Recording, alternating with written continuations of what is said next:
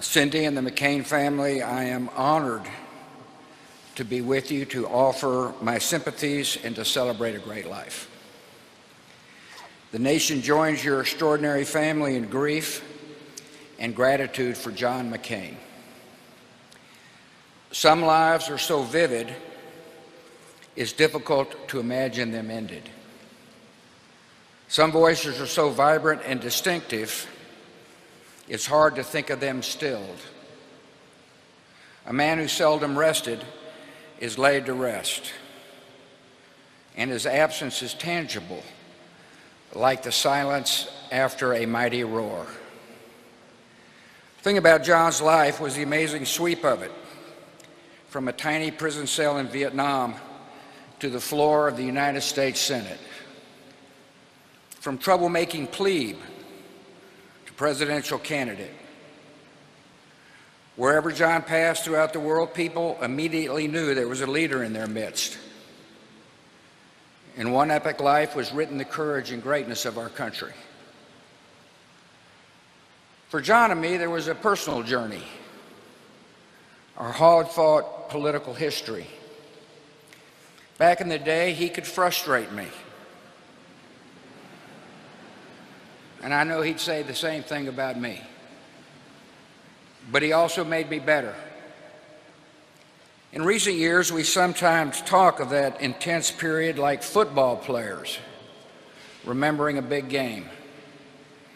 In the process, rivalry melted away. In the end, I got to enjoy one of life's great gifts, the friendship of John McCain, and I'll miss him. Moments before my last debate ever with Senator John Kerry in Phoenix, I was trying to gather some thoughts in the holding room. I felt a presence, opened my eyes, and 6 inches from my face was McCain, who yelled, "Relax, relax."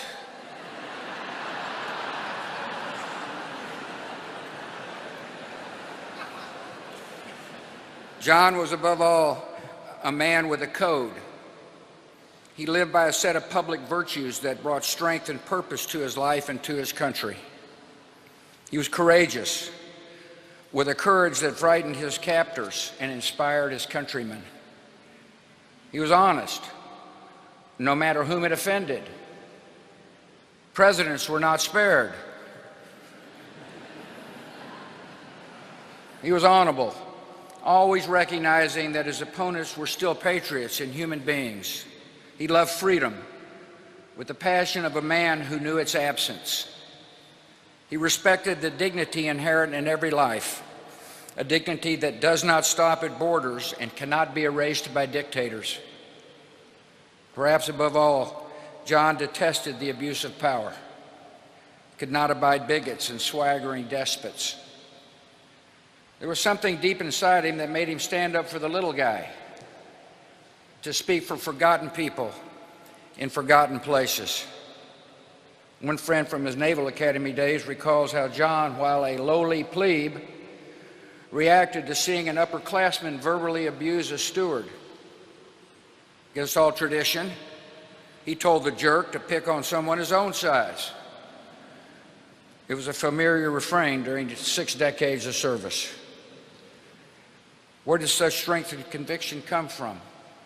Perhaps from a family where honor was in the atmosphere, or from the firsthand experience of cruelty, which left physical reminders that lasted his whole life, or from some deep well of moral principle.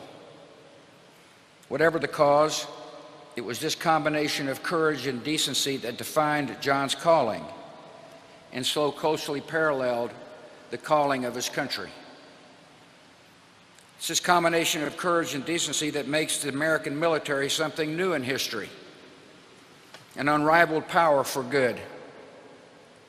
It's this combination of courage and decency that set America on a journey into the world, to liberate death camps, to stand guard against extremism, and to work for the true peace that comes only with freedom.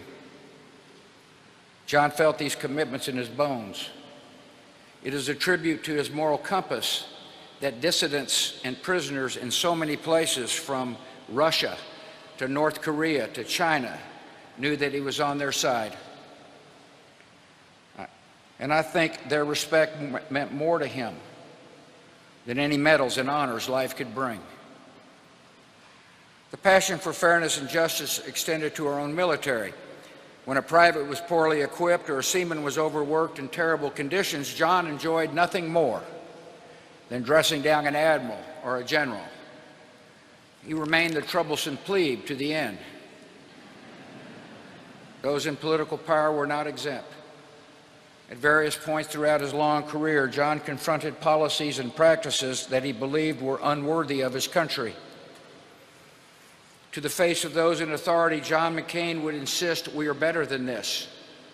America is better than this." John, as he was the first to tell you, was not a perfect man, but he dedicated his life to national ideals that are as perfect as men and women have yet conceived. He was motivated by a vision of America carried ever forward, ever upward, on the strength of its principles. He saw our country not only as a physical place or power, but as the carrier of enduring human aspirations, as an advocate for the oppressed, as a defender of the peace, as a promise, unwavering, undimmed, unequal. The strength of a democracy is renewed by reaffirming the principles on which it was founded. And America somehow has always found leaders who were up to that task, particularly at the time of greatest need. John was born to meet that kind of challenge, to defend and demonstrate the defining ideals of our nation. If we're ever tempted to forget who we are, to grow weary of our cause, John's voice will always come as a whisper over our shoulder. We are better than this. America is better than this. John was a restless soul. He really didn't glory in success or wallow in failure because he was always on to the next thing.